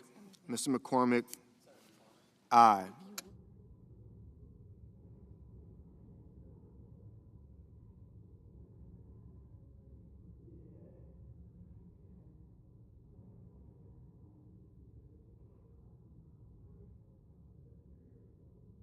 Mr. Kramer, aye. Ms. Slotkin, no. Mrs. Shaheen, no.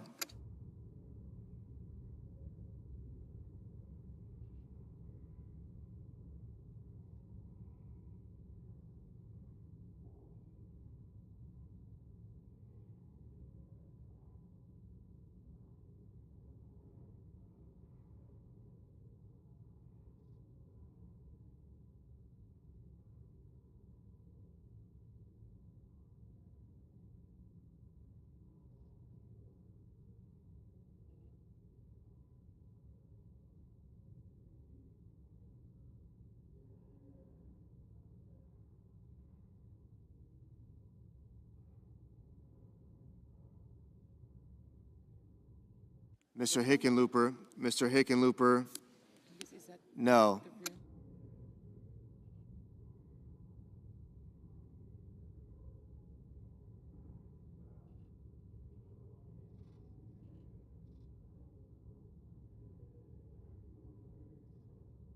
Mr. Kennedy, aye.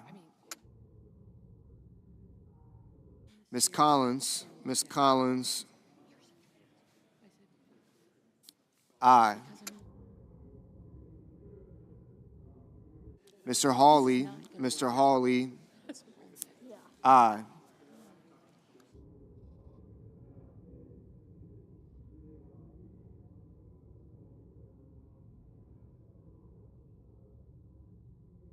Ms. Rosen, no. Mr. Durbin, no.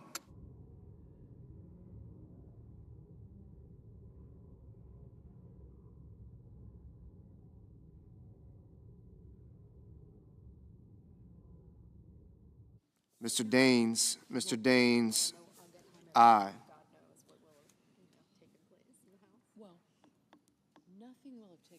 Mr.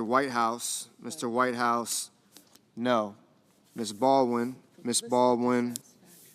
no.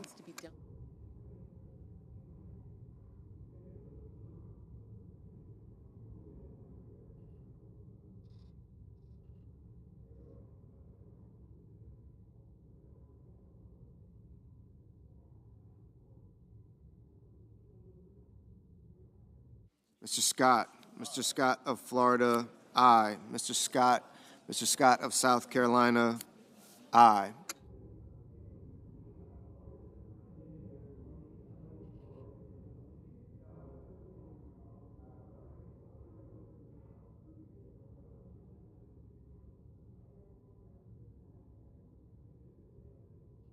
Mr. Banks, aye.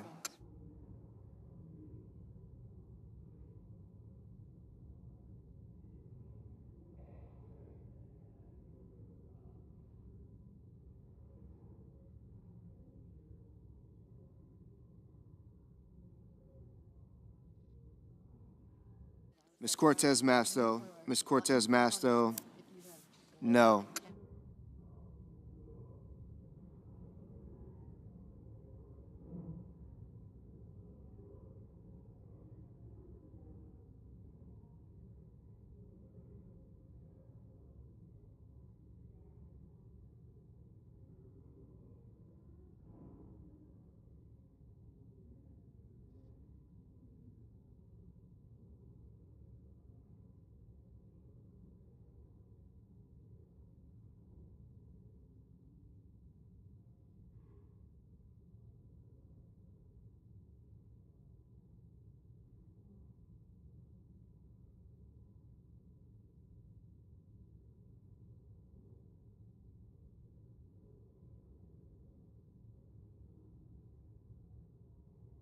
Mr. Padilla, no.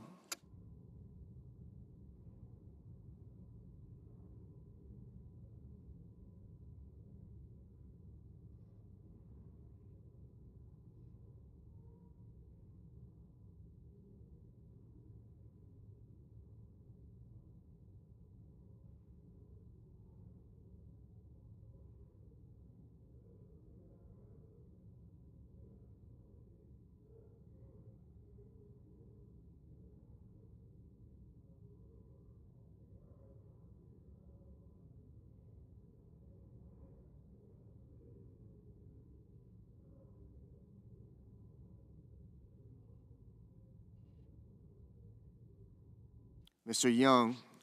Young, aye.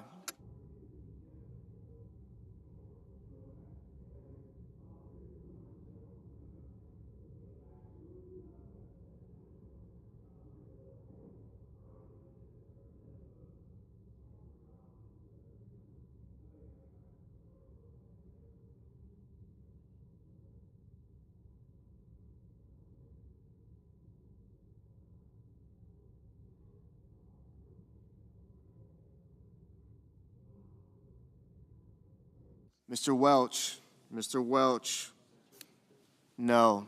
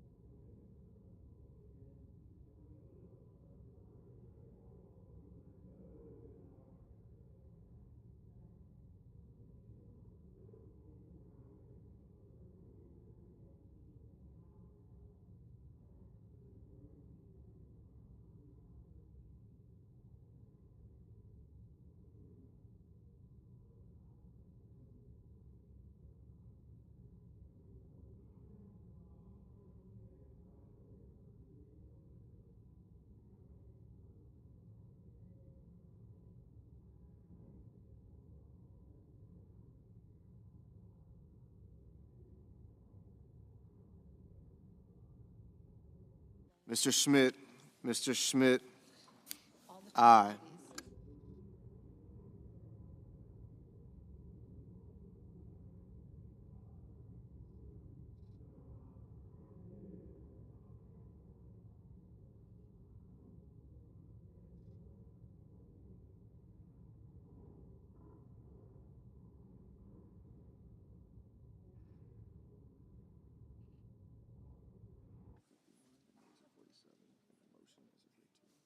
The yeas are 51, the nays are 47, and the motion is agreed to. The clerk will report the nomination.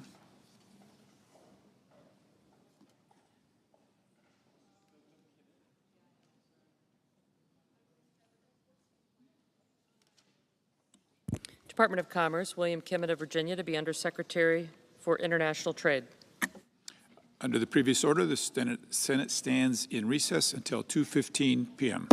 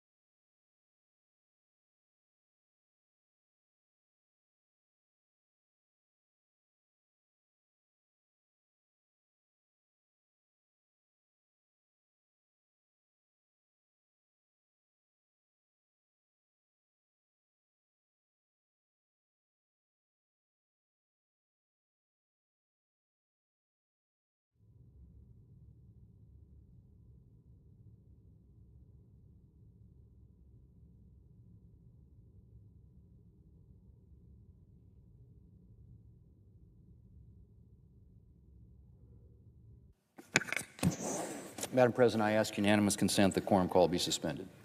Without objection. Thank you. Madam President, the last few years have been some of the most challenging in recent memory for America's farmers and ranchers. Agriculture is already a challenging way of life, but in the past few years it's been made more difficult by higher input costs, higher interest rates, disease, and natural disasters. And it's left more than a few producers wondering about the future of their operations. Madam President, earlier this year I promised that farmers and ranchers would be a priority for the new Republican majority. And thanks to Senator Boozman's leadership and the work of the Agriculture Committee, we've addressed some of the farmers and ranchers' challenges head-on in the One Big Beautiful Bill. And not just with short-term patches to get through the season. We've made lasting reforms to help get American agriculture firing on all cylinders again.